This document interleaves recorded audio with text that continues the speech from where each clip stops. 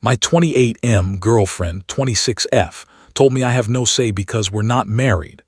I think I just got my wake-up call. So I'm sitting here at 2 questioning everything about my relationship, and I need some outside perspective before I do something I might regret. Background: I've been with Madison for about 2.5 years. We moved in together about 8 months ago. Well, she moved into my apartment that I've had for 3 years. I own it, pay the mortgage, utilities, everything. She contributes maybe $300 a month for groceries, which honestly doesn't even cover what she eats. Madison has this tight group of friends, Amber, Qley, and Sloan. I call them the Sparrows because they're always chirping and flocking together. They're here constantly. Like constantly. At least 4 or 5 nights a week, sometimes more. They treat my place like their personal hangout spot, leave messes, eat my food, and act like I'm the intrusion when I want to relax in my own home. Here's what happened yesterday that's got me all twisted up. Madison comes home and announces she's going on a beach trip this weekend with the Sparrows. Not asks, announces. Now, normally I'm cool with her having girl time, but here's the thing: we'd already made plans. Solid plans. We talked about checking out that new brewery downtown, maybe catching the afternoon baseball game, and I'd even made reservations at this Italian place she'd been wanting to try for weeks. I was actually looking forward to it because it felt like it had been forever since we had real one-on-one time.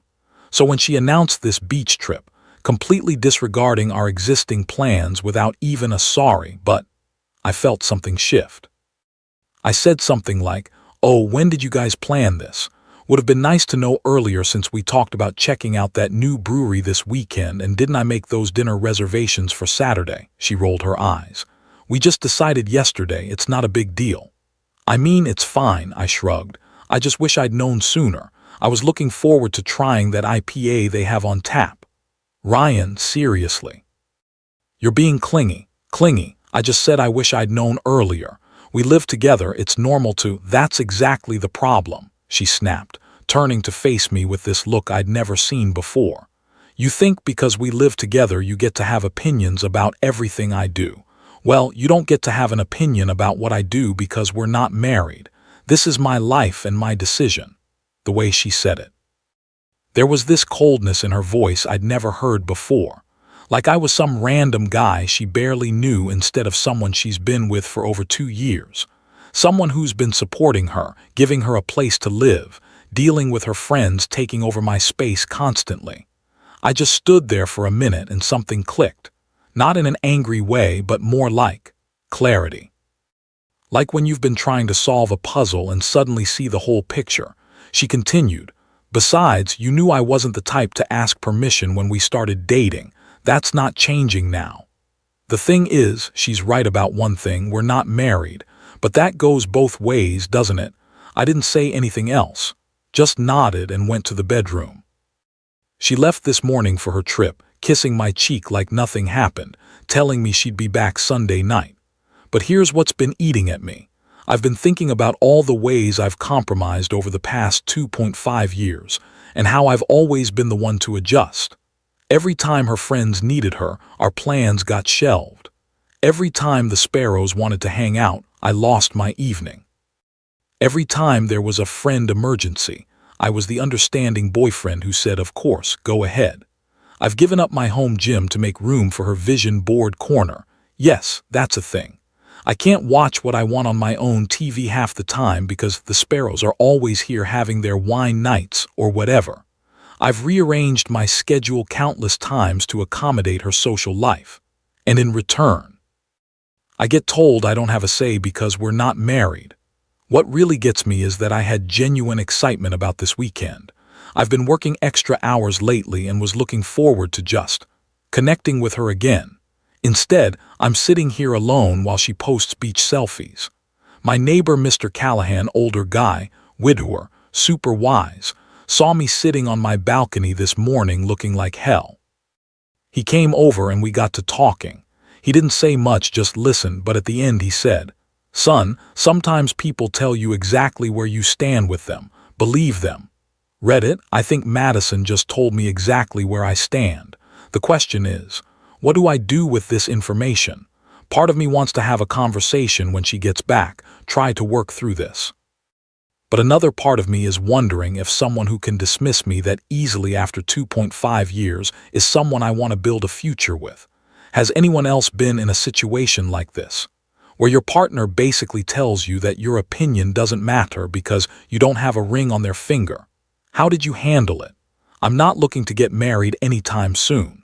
I want to be financially solid first, maybe buy a house, But I also don't want to be in a relationship where I'm treated like a roommate with benefits until someone decides I'm worthy of having opinions. Update 1. Posted 2 days later, the response was overwhelming, and a lot of you said things I needed to hear.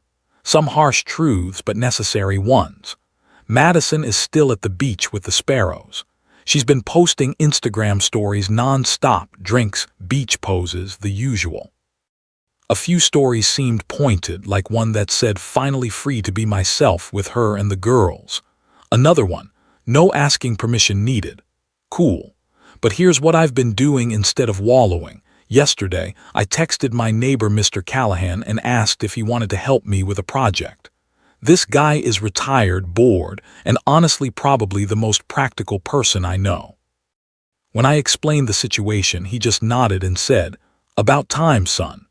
We spent Thursday going through my apartment and removing every trace of Madison's presence. And I mean every trace. Her skincare products that took up 80% of my bathroom counter, boxed. Her clothes that somehow migrated into every closet and drawer, boxed.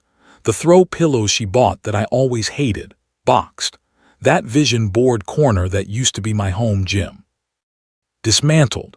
Mr. Callahan was ruthless in the best way. He'd hold something up and go, "Hers." And when I'd nod into the box it went. No hesitation. The weird thing, with each box we filled I felt lighter, like I was reclaiming my space. But the real moment of clarity came when we found her little notes she'd left around the apartment. You know those sticky notes that say things like, "Don't forget to buy wine for the girls tonight." Or "Amber's staying over Tuesday," commands disguised as cute girlfriend notes. Mr. Callahan read one and just shook his head. "Son, she's been running your household like she owns it while telling you that you don't get opinions.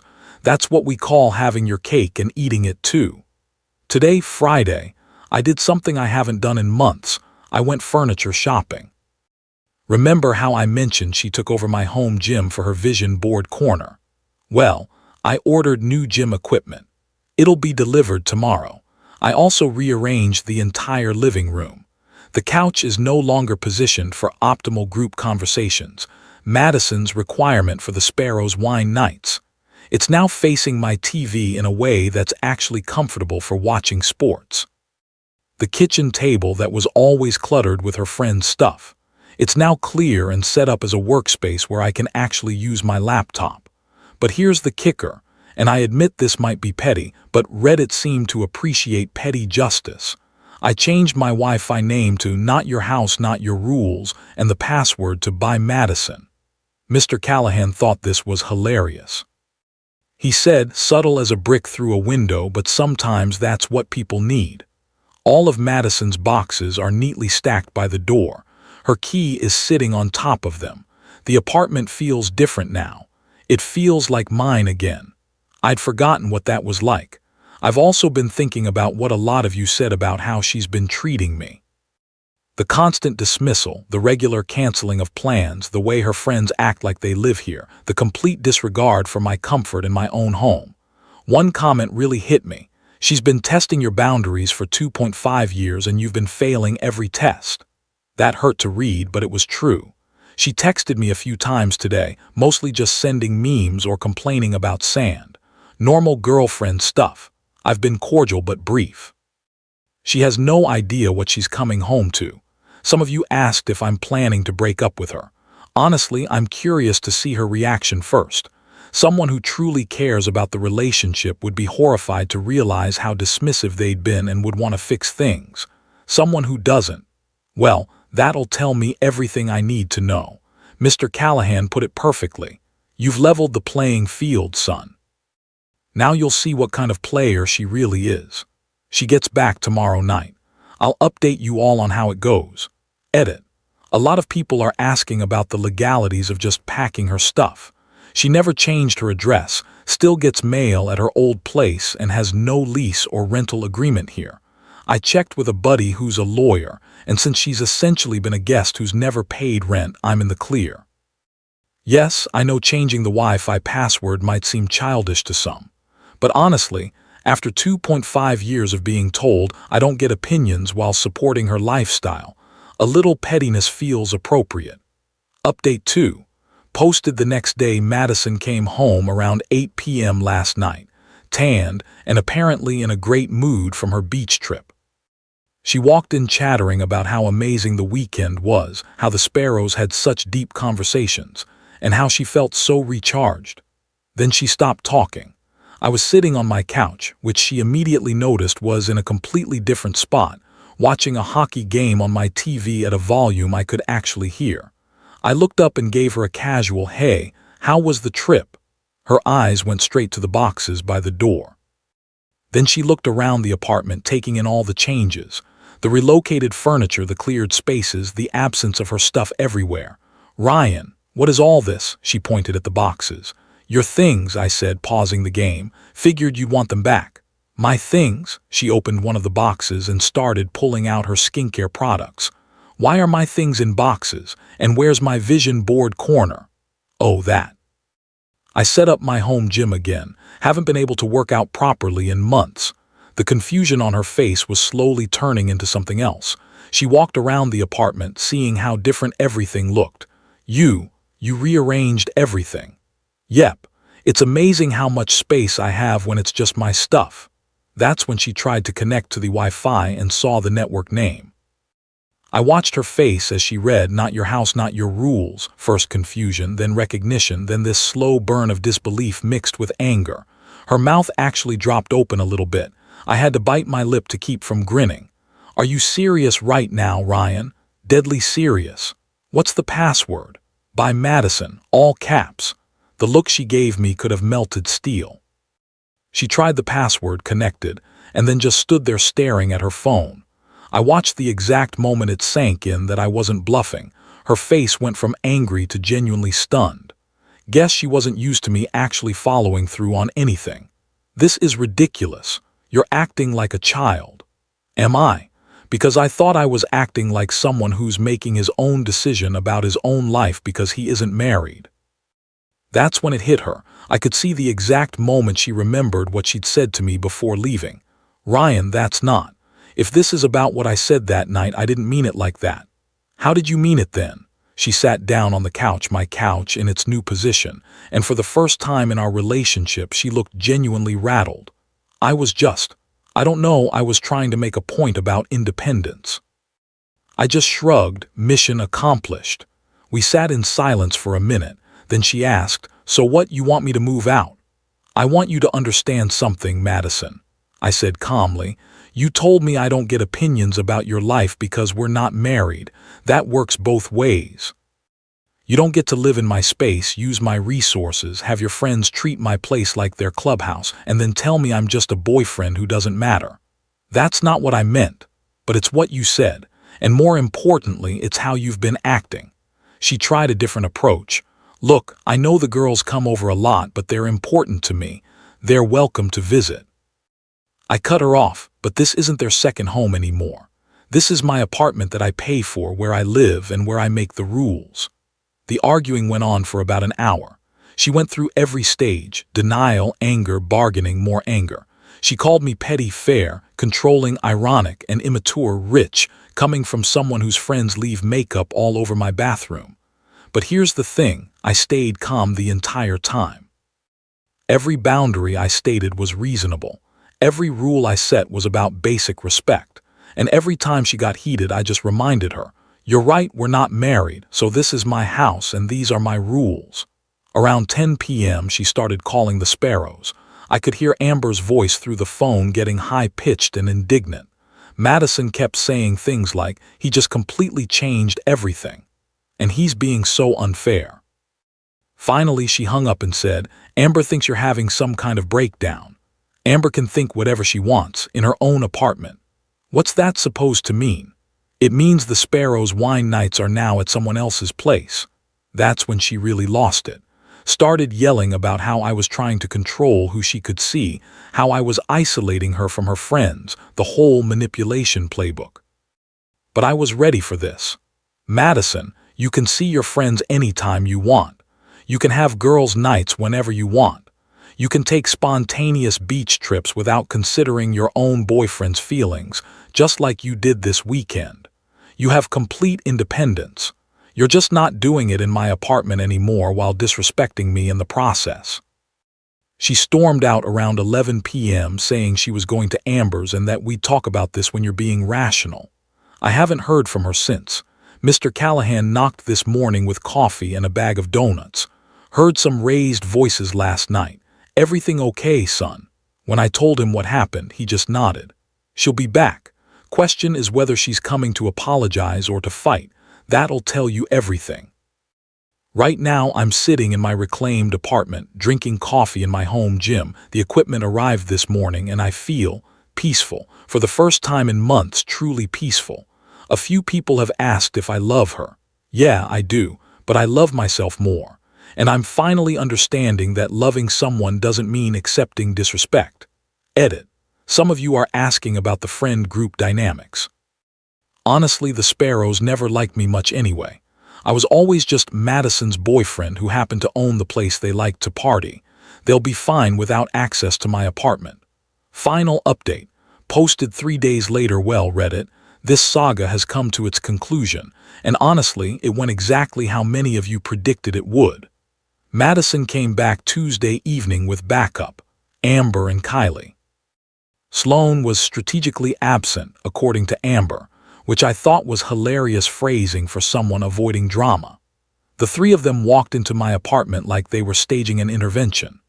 Madison had clearly spent the last 2 days getting coached by the Sparrows, because she came in with this whole prepared speech about relationship equity and emotional labor and partnership dynamics. But here's the thing, I'd spent those same 2 days talking to Mr. Callahan, thinking about what I actually wanted and getting comfortable with my decision. Madison's speech went something like, "Look, Ryan, I'm sorry about what I said before I left. I was stressed and I phrased it wrong. But this," she gestured around the apartment, her hand pausing where the boxes still stood, "this is completely unreasonable. You can't just erase me from your life because of one argument. We're supposed to be partners, and partners find middle ground. I never meant you don't matter, of course you matter. But you have to understand that I need my independence too." Amber jumped right in to back her friend up with, "Ryan, Madison loves you, but you can't just unilaterally change the terms of your relationship because you got your feelings hurt." That phrase, "got your feelings hurt," like I was some oversensitive child instead of a man who'd been disrespected in his own home. I let them finish their intervention, then asked one simple question. "Madison, do you believe I deserve to have opinions about what happens in the apartment I own and pay for?" She hesitated. Actually hesitated. After everything we'd been through, she couldn't give me a straight yes. "It's more complicated than that, Ryan." "No, it's really not," I said flatly. Qley tried to jump in with some nonsense about how relationships require compromise and growth, but I cut her off. "Qley, with respect, this conversation is between Madison and me, in my apartment. But we're Madison's support system, and you're welcome to support her, at your place." That's when Amber got nasty. Started saying I was controlling, manipulative, that I was showing my true colors, and that Madison deserved better than this toxic masculinity bullshit. I just looked at Madison. "Is this what you think? That setting boundaries in my own home is toxic masculinity?" More hesitation. "Then, I think you're being extreme. Extreme. For wanting to be respected by my girlfriend in the apartment I pay for." Madison tried one more approach. "Look, what if we set up some ground rules? Like the girls only come over twice a week and they help clean up and—" "Madison, stop, just stop." I think that's when she realized I was done. Not angry done or hurt done, but actually completely done. "You've been living here for 8 months, I said, treating this place like you own it while telling me I don't get opinions because we're not married. Your friends have been using my home like their personal clubhouse while you encourage it. And when I finally stood up for myself, you brought reinforcements to argue me down instead of just respecting me. That's not, she opened her mouth to argue, but I calmly raised my hand. The look on my face made her stop short. Let me finish. I've spent 2.5 years accommodating you, compromising my comfort, adjusting my life to fit your needs. And the moment I asked for basic respect, you told me I don't matter because I haven't put a ring on your finger. Well, you're right. We're not married, which means I don't have to accept this, and you don't have a say with what I do either. The room went quiet. So here's what's going to happen. You're going to take your boxes and find somewhere else to live. The sparrows are no longer welcome here, not for wine nights, not for hangouts, not at all. We're done. Amber exploded, started shouting about how I was punishing Madison for being independent and how I was clearly not ready for a real relationship. But Madison just looked defeated. You won't even try to work this out. Madison, I tried for 2.5 years. I tried when you moved your friends in permanently. I tried when you took over my space. I tried when you dismissed my feelings. I tried right up until you told me I don't matter. I'm done trying. They left with the boxes, all 3 of them. Amber made sure to slam my door. But here's the best part. Yesterday, Mr. Callahan knocked on my door with a surprise. Son, I know you've been having a rough time and I think you could use some company. He brought me a dog. A Great Dane named Bruno who belonged to his nephew who's deploying overseas and needed someone to foster him for a year. Bruno is massive, gentle, and the perfect apartment companion. He's already claimed the spot on my couch where Madison used to pile her throw pillows. This morning, I woke up in my own apartment, in my own space, with my own rules. I worked out in my home gym, made breakfast in my uncluttered kitchen, and watched Sports Center at whatever volume I wanted. For the first time in 2.5 years, I feel like myself again. Mr. Callahan came over for coffee and to meet Bruno properly. You know, he said, scratching behind Bruno's ears, sometimes the best thing you can do for someone is show them the door. Either they walk through it or they realize they don't want to. And Madison walked through it. She sure did. Question is, do you feel bad about that, honestly? No, I feel relieved. I feel free. I feel like I remembered who I am when I'm not constantly trying to keep someone else happy at my own expense. Some of you might think I was too harsh, that I should have given her another chance. But she had 2.5 years of chances. She had every opportunity to treat me with basic respect, and she chose not to. The Wi-Fi name is staying, by the way. It makes me smile every time I see it. Edit. For those asking, yes, Madison tried to text me yesterday. Something about wanting to talk like adults. I didn't respond. We already had that conversation. But the messages only got more frequent. Apparently she's having trouble finding a place and staying at Amber's is temporary at best. By message 6, she was asking if she could just grab a few more things and if we could discuss this rationally. Message 10 was about how I was being cruel and punishing her for one mistake. I blocked her after that. Thanks for all the support, Reddit. Time to close this chapter and move on.